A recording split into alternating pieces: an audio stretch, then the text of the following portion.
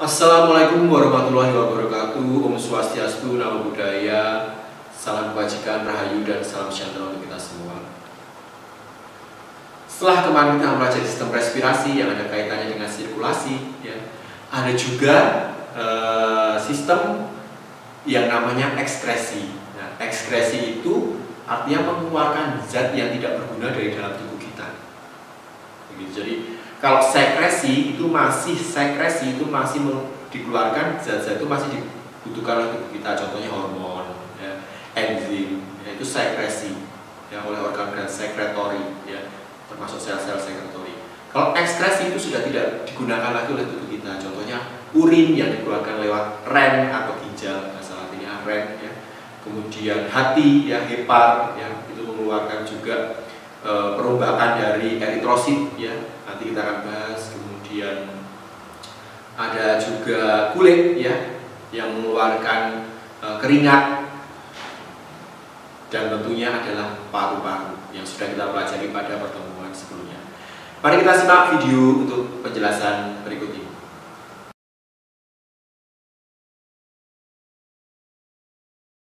Ada istilah ekskresi, sekresi, defekasi. Nah, apa itu? Kalau defekasi itu biasanya zat-zat sisanya berupa benda padat, berupa padatan dan dikeluarkan lewat saluran pencernaan, ya, di lewat rektum kemudian anus. Kalau sekresi itu zat-zat yang masih diperlukan oleh tubuh, yang dikeluarkan oleh kelenjar-kelenjar epitel, misalnya seperti enzim, kemudian ada hormon, nah itu kan masih dimanfaatkan. Kalau ekskresi, sisa-sisa metabolisme yang dikeluarkan bukan lewat rektum dan anus, ya, tapi lewat organ-organ ekskresi seperti ginjal, paru-paru mengeluarkan karbon dioksida, hati mengeluarkan empedu, ya, termasuk bilirubin dan biliverdin, nanti perombakan eritrosit, ya, kemudian ada keringat yang dikeluarkan oleh kulit. Yang pertama ginjal. Nah, kalau kita lihat ginjal itu, ya, ada sepasang pada manusia, ya.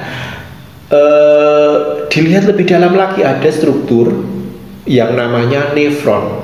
Nefron itu bukan neuron, ya, nefron. Nah, nefron itu strukturnya apa, Pak? Itu ada glomerulus, ya. Kemudian glomerulus ini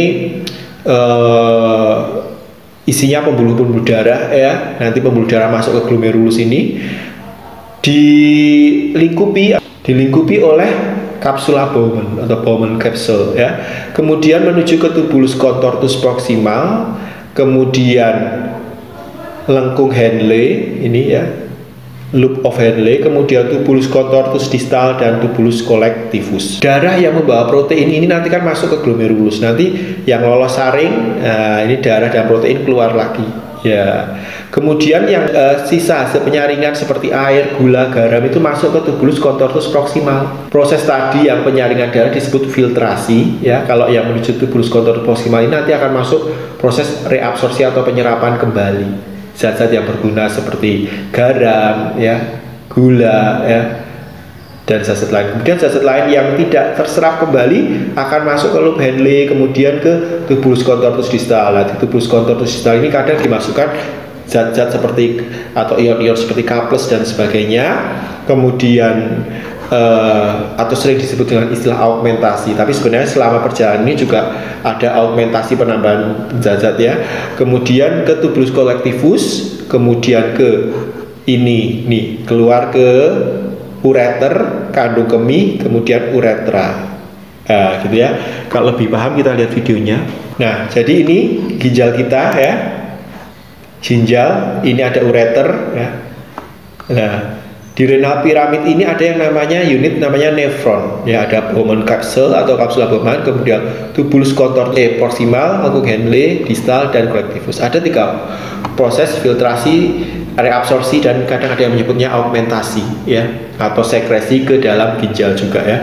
Jadi ini darah, ya, masuk ke glomerulus. Di sini ada penyaringan, prosesnya filtrasi, ya. Selain itu seperti gula, garam, ion-ion, dan zat lain itu akan disaring dan masuk ke nanti ke tubulus contortus proximal. Di tubulus contortus proximal ini nanti akan diabsorpsi air tadi, ya, saya katakan. Kemudian jadi di sekitar nefron itu juga ada pembuluh-pembuluh darah, ya. Jadi ada penyerapan. Kemudian ada penambahan-penambahan di sini ya, baik di loop Henle, kemudian ada di tubulus contortus distal ya, termasuk kalium, K+ ditambahkan. Kemudian ke tubulus collectivus, itulah urin yang sebenarnya. Jadi urin itu susun atau 95% air dan 5% zat terlarut, urea, asam urat, dan sebagainya. Makanya kenapa urin itu bisa dijadikan indikator dalam menentukan penyakit ya, karena memang ada zat-zat yang terlarut di dalam urin itu ya.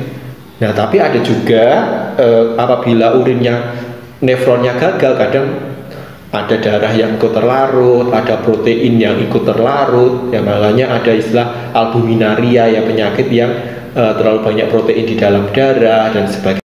Nah, jadi kalau dijelaskan bagaimana sih terbentuknya urin pada manusia ya. Darah itu akan masuk dari arteri ya. Ini yang disebut arteri aferen ya. Masuklah ke bagian yang namanya glomerulus. Nah, glomerulus ini kan kumpulan pembuluh-pembuluh darah yang diselubungi oleh yang namanya kapsula Bowman atau Bowman capsule. Di glomerulus ini terjadi penyaringan. Yang disaring apa? Ya, darah, ya kan. Yang tertinggal kemudian darahnya nanti akan keluar ya ke arteri eferen. Ya. Keluar ya, kemudian yang keluar bersama darah yang adalah eritrosit dan protein ya. Protein kan besar ya molekulnya ya. Selanjutnya setelah dari sini berarti dilakukan penyaringan di tubulus contortus proximal. Jadi yang bukan penyaringan ya, di tubulus contortus proximal itu terjadi yang namanya reabsorpsi atau penyerapan kembali. Jadi darah yang tadi disaring, yang lolos saring adalah air, gula, garam, dan zat-zat sisa lain. Nah, ini nanti disaring atau direabsorpsi lah istilahnya. Diserap kembali. Di sini kan ada pembuluh-pembuluh darah, diserap kembali karena masih berguna bagi tubuh, yaitu yang diserap ya gula, air, dan garam. Kemudian zat yang tidak diserap di tubulus contortus proximal ini tidak direabsorpsi, ini akan dibawa ke tubulus contortus distal, tapi akan melewati dulu lengkung Henle atau loop of Henle di sini. Ini yang disebut loop Henle, kemudian ke tubulus contortus distal. Dan kemudian ke tubulus collectivus. Hasil akhir penyaringan disebut urin sebenarnya di sini. Selanjutnya urin tersebut akan dibawa ke ureter ya. Kalau dari struktur ginjalnya itu kan ini ya. Ini kan ureter ini. Nah, ini ureter, kemudian di sini ada vesika urinaria atau kantong kemih, kemudian ke uretra. Kalau pada laki-laki uretra bergabung dengan saluran kelamin untuk keluarnya sperma ya. Nah, ini kemudian ke tubulus contortus distal. Di sini biasanya terjadi augmentasi di sini augmentasi itu penambahan zat. Kemudian ke tubulus collectivus dan uretra. Jadi kalau bisa diringkas gambaran kasarnya seperti inilah gambaran kasar. Jadi ini kalau ditanya satu apa ini glomerulus, ini kapsula Bowman ya. Ini tubulus contortus proximal, kemudian lengkung Henle, tubulus contortus distal, kemudian tubulus collectivus.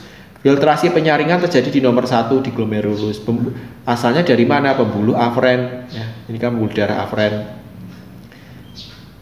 Ini disebut urin primer yang lolos saring, yaitu glukosa, asam amino, vitamin, air di sini. Ini disebut urin primer. Nah, sampai di tubulus contortus proximal, ini urin primer yang diserap diserap di sini kan ada pembuluh-pembuluh darah, diserap oleh asam amino, glukosa, garam, NaCl itu garam, H2O air. Terus ada menurun Henle, ini loop of Henle yang diserap-serap, ini ada H2O, kalau yang menaik itu garam sebagian besar. Terus di tubulus contortus distal juga ada yang diserap NaCl, tapi ada juga penambahan zat-zat. Jadi di sini tuh juga ada penambahan zat seperti di tubulus contortus distal ini ditambahkan K+ dan H+. Nah, ketika sampai di tubulus contortus distal ini ada yang disebut urin sekunder. Nah, gitu. Nah, kemudian zat-zat tersebut yang tidak diserap lagi akan masuk ke tubulus collectivus. Nah, inilah yang disebut urin sebenarnya. Jadi yang keluar termasuk urea dan sebagainya. Terus masuk ke piala ginjal, pelvis renalis, ureter, vesika urinaria itu kantong kemih, dan uretra untuk keluar. Kalau pada laki-laki uretranya bergabung dengan saluran sperma, kalau pada wanita beda, ya kan?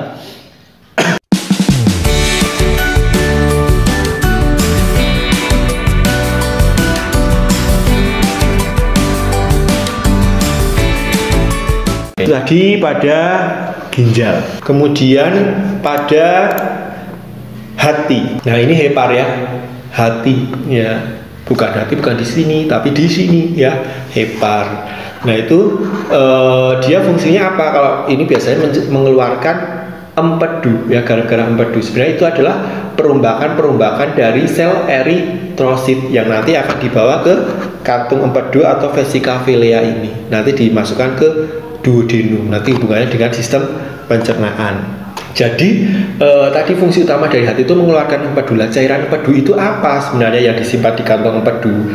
Jadi itu merupakan sel eritrosit yang sudah rusak. Eritrosit itu ada umurnya sekitar 120 hari, kemudian mati dan dirombak di hati. Nah, kita tahu eritrosit itu di dalamnya ada hemoglobin. Hemoglobin ini nanti dipecah menjadi hemin, globin, dan zat besi. Nah, globin dan zat besi ini nanti disimpan di hati nih ya, untuk selanjutnya dikembalikan ke limfa dan sumsum tulang belakang untuk pembentukan hemoglobin yang baru atau pembentukan eritrosit yang baru. Nah, hemin ya, tadi kan globin dan zat besinya dibawa ke limfa dan sumsum tulang. Nah, si heminnya ini dikeluarkan sebagai zat warna empedu yang disebut bilirubin dan nanti dialirkan ke duodenum, kemudian nanti bilirubinnya dioksidasi dan sebagainya menjadi urobilin dan sebagainya. Nah, zat warna inilah yang memberikan warna pada urin dan feses.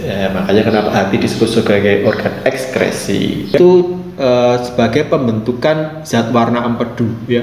Ada juga nanti istilah deaminasi, yaitu untuk kelebihan protein, maka pengambilan gugus amin ya, karena protein itu ada tersusun atas asam amino ya. Jadi hepar ini termasuk sistem ekskresi karena hati mengeluarkan empedu.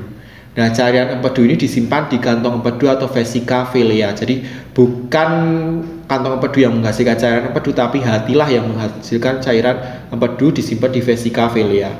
Untuk disalurkan ke usus halus atau duodenum. Jadi usus halus atau intestinum cruentus, duodenum, yeyunum, ileum. Eritrosit yang sudah rusak dan mati ya kan, eritrosit kan tidak punya nukleus ya, dan dia umurnya tidak lama ya, berapa hari. Nah, cari di internet. Hemoglobin yang terkandung di dalam eritrosit ini akan dipecah menjadi hemin, globin, dan Fe atau zat besi ini ya. Globin dan zat besi ini dikembalikan ke limfa dan sumsum tulang belakang untuk digunakan pembentukan hemoglobin baru. Nah, ini disimpan di hati, kemudian dimanfaatkan untuk pembentukan hemoglobin baru ini. Sedangkan hemin ini zat warna empedu yang disebut bilirubin dan biliverdin